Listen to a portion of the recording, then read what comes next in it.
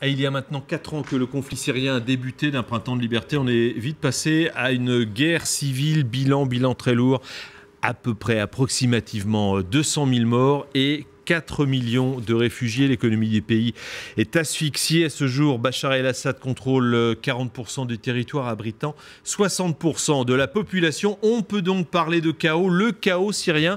C'est justement le titre de votre livre. Randa Kassi, bonsoir. Bonsoir. Livre écrit avec Alexandre Delval. Il est géopolitiquement incorrect, si l'on peut dire.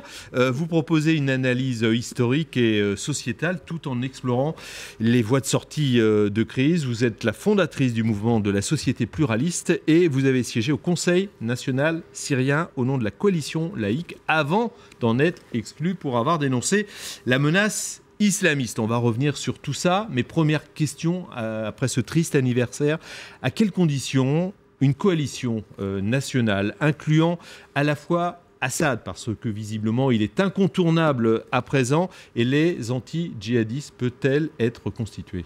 Alors, juste avant de répondre à cette question, j'aimerais bien juste préciser quelque chose, que le Quai d'Orsay et certains opposants ont considéré mes alertes contre le risque djihadiste pendant l'été 2012 de farfelus.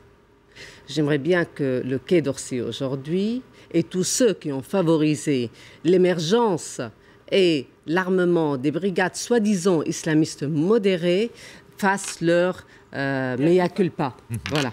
Tout à fait. Ça, c'est une chose. Deuxième chose, passons alors à la réponse à la question. Voilà, à la réponse. Régler quelques comptes. Tout à fait. Coalition nationale envisageable, en incluant donc, on en reparlera, oui, tout à fait. Assad, parce qu'il paraît incontournable pour l'instant. Je crois que nous sommes tous d'accord aujourd'hui, même la France aujourd'hui, même si elle n'a pas changé vraiment la ligne, puisque la France n'a jamais été aussi forte avant que par sa parole libre, mais malheureusement depuis 4 ans, on peut dire que sa politique étrangère dictée de certains, par l'intérêt de certains pays. Alors aujourd'hui, la France... Les États-Unis, pour faire simple? Non, moi je peux dire même beaucoup plus que ça, ce sont les pays, la Turquie et les pétromonarchies.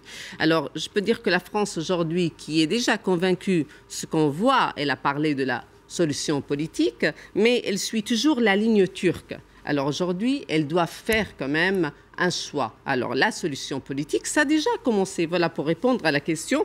Ça, on a eu, de toute façon, la réunion de Moscou 1 a eu lieu le mois dernier. J'ai participé à cette réunion. Nous allons aussi avoir notre réunion le mois d'avril. Pourquoi ces réunions ? Ces réunions, tout simplement, c'est pour enclencher la machine, c'est-à-dire le processus politique. Ce sont des discussions et pas des négociations, mais des discussions entre le régime et des opposants. On a, bien sûr, la première réunion à briser un tabou, parce que pour la première fois, le régime et les opposants ont entamé des discussions ensemble sans médiateur, puisqu'on a vu à Genève 2, ça passait par le médiateur de l'Akhdar Brahimi et autres. Alors voilà, aujourd'hui, on est en train de construire quelque chose. Avec Bachar el-Assad, parce qu'il est incontournable. Ça, c'est le deuxième point. Mais il n'y a pas de conditions préalables. Il n'y a pas, de toute façon, de conditions préalables. Ça veut dire quoi? C'est une réalité aujourd'hui, Bachar el-Assad. Ça fait 4 ans, nous avons essayé de le renverser, ça n'a pas marché. Aujourd'hui, c'est une réalité. Il faut être réaliste et pragmatique. Il y a la lutte contre l'État islamique, mais certainement, priorité voilà. pour les États-Unis, pour l'Europe. Tout à fait. Alors aujourd'hui, il faut définir qui est l'ennemi. L'ennemi de l'Europe, de la France, des États-Unis, l'ennemi des laïcs, l'ennemi aussi de certains Syriens, des minorités, des laïcs. Qui est l'ennemi aujourd'hui? Le premier ennemi aujourd'hui est Daesh et l'État islamique. Ce sont aussi les radicaux, les islamistes radicaux. Nous ne pourrons pas mener une guerre contre 2 ennemis. C'est ça ce qu'il faut dire. Alors, le premier, ce sont eux. Le deuxième, après. Il passera après, c'est juste après, parce qu'il y a un vrai risque. Mais c'est peut-être difficile de négocier avec des gens vous dites à l'instant, premier ennemi, bon, tout le monde est d'accord, les islamistes, Daesh. Et après, je négocie avec vous, mais je veux vous renverser, monsieur Bachar el-Assad. C'est possible? Ça passera, une coalition dans ces conditions-là? ça passera pas comme ça, de toute façon.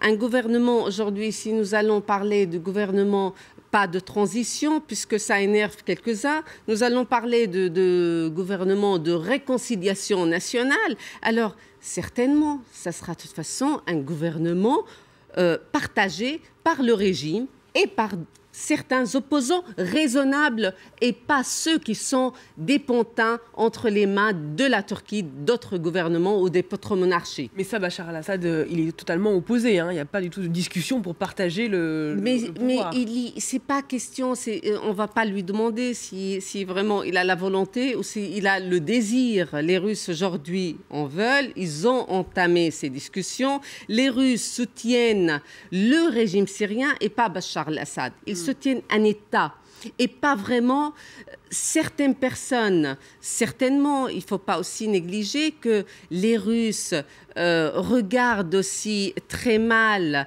on va dire, c'est pas une invasion, mais je veux dire la présence iranienne en Syrie, la présence militaire iranienne en Syrie. Ils le regardent très mal. Il y a aussi, nous savons très bien que ça va bientôt commencer les négociations entre l'Iran et d'autres pays sur la question nucléaire. Alors, il faut attendre aussi un tout petit peu pour savoir qu'est-ce que ça va résulter, c'est quoi le résultat de toutes ces négociations.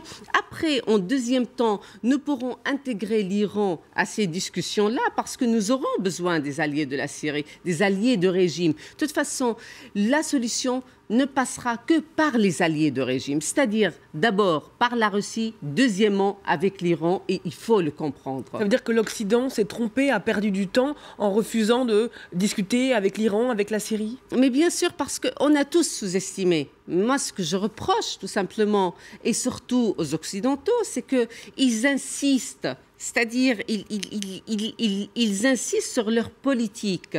Ils ont sous-estimé, très bien. Mais c'était avant. Il faut quand même changer. Il faut être pragmatique. Il faut voir les choses. Comment on peut avancer? Qu'est-ce qu'on veut exactement? On veut le changement. Le changement ne pourra jamais, ne pourrait pas être radical. Il pourrait que être progressif. Il faut passer par des étapes. Une étape après l'autre. La première étape, ça veut dire, la première étape, c'est le processus politique. Créer un gouvernement de réconciliation nationale. Deuxièmement, nous aurons besoin de l'armée syrienne libre. Alors, nous parlons des djihadistes, nous aurons besoin aussi de l'armée syrienne libre. Pas grand-chose. Aujourd'hui, oui. Mais bien sûr, moi je dis dans l'étape suivante, nous aurons besoin de cette armée. Après la création du gouvernement, nous aurons besoin de cette armée et des Kurdes aussi, de PYD, les Kurdes de PYG et les autres. Voilà, tout à fait. Puisque c'est eux qui combattent ces islamistes radicaux. Merci beaucoup pour cet éclairage, Randa Kassi. On le disait qu'il n'est pas forcément géopolitiquement correct, mais voilà, peut-être que les faits vous donnent raison à l'arrivée. On voit que vous n'avez pas forcément tort. Pas forcément eu tort au début. Merci beaucoup. Les chaos syriens, voilà, regarde rien avec Alexandre Delval.